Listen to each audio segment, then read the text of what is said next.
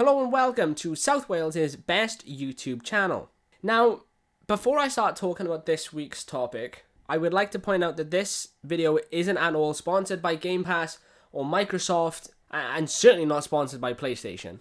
But if either companies were to sponsor me or pay me to advertise their products, then they can either contact me directly or contact my assistant called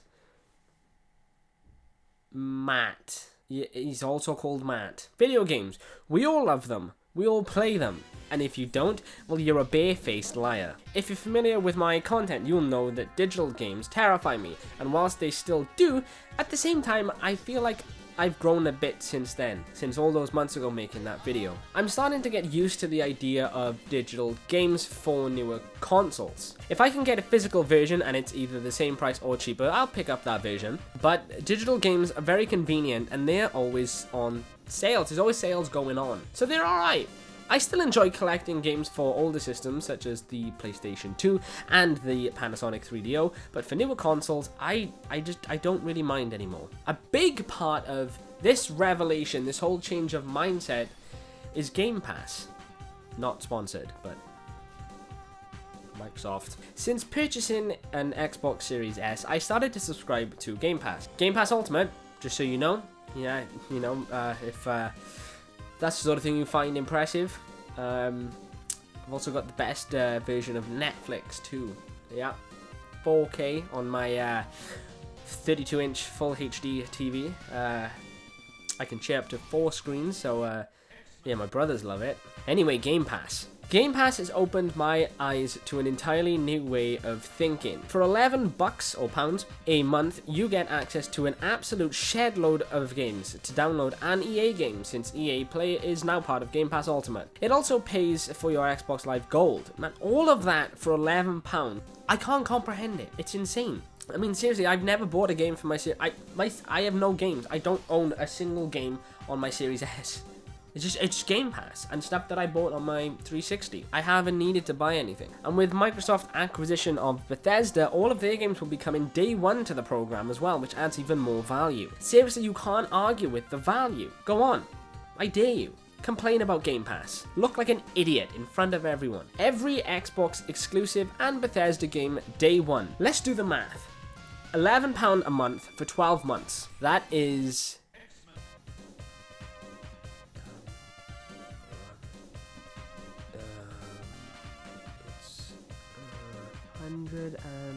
132.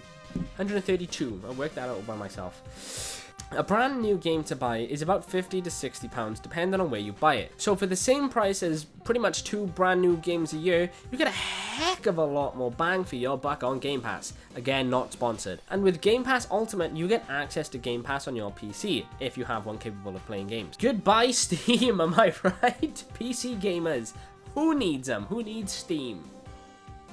Game Pass. You also get access to the beta of XCloud. Now, cloud gaming is always a sensitive topic with gamers, as it's never really worked like companies promised they would work. A perfect example of this is the Google Stadia, which marketed itself as a console killer. And it certainly was not. It didn't even get close. I never played on a Stadia because I'd vomit, but I did play a very early incarnation of cloud gaming called OnLive. That was a monthly subscription that gave you access to a slew of games. You could also stream and watch other players stream their games that they were currently streaming. I'd argue this service was ahead of its time, and whilst not perfect, for a younger me, I don't actually remember how old I was. It gave me a chance to play these PC games, these PCs exclusive that I wasn't able to play otherwise. Stuff like Amnesia: The Dark Descent, which everyone was playing at the time thanks to the likes of PewDiePie. If only I had known to wait a few years, then I could have played it on my PS4.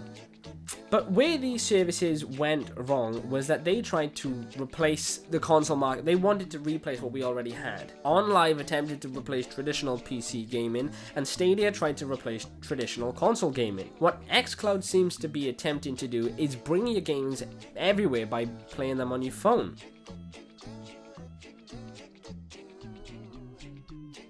It seems to be going pretty well. I wouldn't know, because it's only on Android, and I am either a smart or stupid person, depends on who's asking.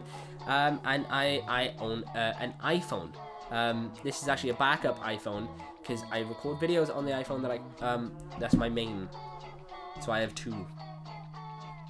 You know, all this for Game Pass Ultimate is an absolute steal, and I would just like to point out that this is not sponsored. Now that I've established pretty well that Game Pass is such a great bargain, what are the competition doing, such as PlayStation or even Nintendo? Well, we don't really know. Sony can't seem to make their mind up whether they want PlayStation Plus to become that rival in service, given the fact that they give away a slew of PlayStation 4's best games to people who somehow bought a PlayStation 5, or they want to try and push PlayStation Now as the rival service, given the fact that they've just added Avengers to the list. Which, despite what anyone might say about that game, it makes headlines. PS Now is, let's face it, it's an awful service. Yes, it's cheaper, but the fact that you can't download every game, it just boggles the mind. Can you download PS4 games? Yes. Can you download PS3 games? No. Can you download the limited selection of PS2 games? For some reason, yes. Now, when you can't download a game, that leaves you to stream one, and that works just about as well as you might think. Works about as well as Stadia's launch, but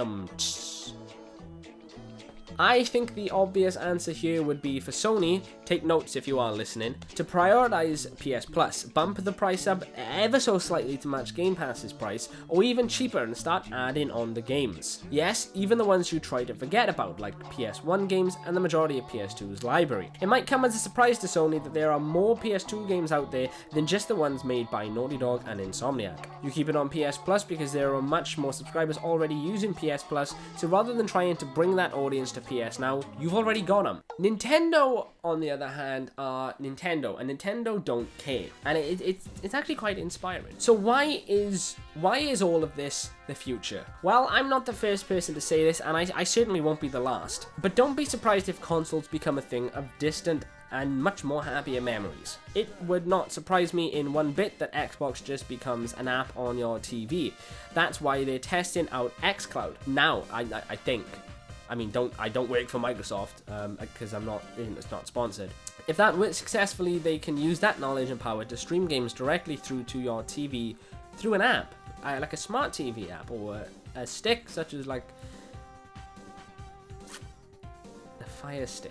You pay a monthly subscription like you do currently to Game Pass because it's such a good deal. So why wouldn't you? Again, not sponsored. And you're off to the races. Will I miss consoles?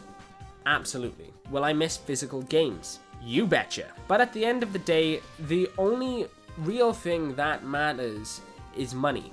And if I'm spending less with it, then it's good with me. That'll do for this week's video. Sorry for no video last week. It took me a while to think of an idea that I was happy with. I'd like to take this time to thank anybody and everybody who has subscribed recently, as we are now over 400 subs. Onwards and upwards. Remember to follow me on Twitter and Instagram at Matt_on_media. Tune in next week where I'm taking it to the streets to see if people know the story of Darth Plagueis the Wise, and I'll be shooting a 48-hour documentary about worms. Goodbye.